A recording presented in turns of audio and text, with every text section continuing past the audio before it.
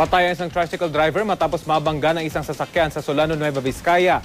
Galit namang sinugod ng taong bayan ng driver ng sasakyan na isa palang pari.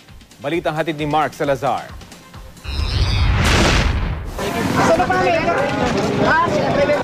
Pinagsasampal at pinagmumura ng taong bayan ng lalaking ito matapos siyang abutan ng mga galit na kaanak ng driver ng nabangga niyang tricycle. Ang muntik makuyog na driver ay isa palang pari. Kinilalang si Father Rene Calige, bagong na-ordain na Assistant Parish Priest sa Solano, Nueva Vizcaya. Bumaligtad ang tricycle na nabangga umano ng pari sa Barangay Santa Rosa. Tumilapon ng driver na si Francis Rimbaon na namatay matapos magtamo ng sugat sa ulo at iba pang bahagi ng katawan.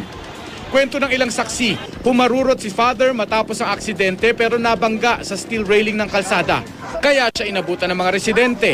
Basag na basag at halos wala nang matira sa harapang salamin ng kanyang pickup truck.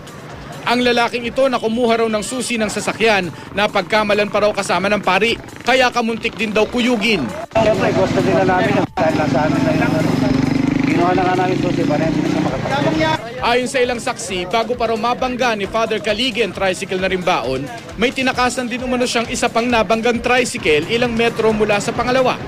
Sugatan ng driver na si Fritz Pasis at pasahero niyang si Joey Ramos. Pero nasa mabuting kalagayan na raw ang dalawa. Binangga na raw po siya doon sa Kapitol. Tapos tinakasan niya, binangga niya ito. Nung pinaplakahan namin po dito, na huminto sa dyan, dineretso niya pa dito sa nabangga ko ngayon. Hindi nagpaunlak ng panayam si Father Calige pero humingi na raw ito ng tawad sa mga biktima at kanilang mga kaanak. Nagpasya raw mga kaanak ng namatay na hindi na sila magsasampa ng kaso laban kay Father Calige. Nangako raw ang pari na sasagutin ng lahat ng gastusin maging ang pagpapalibing kay Rimbaon. Mark Salazar, GMA News.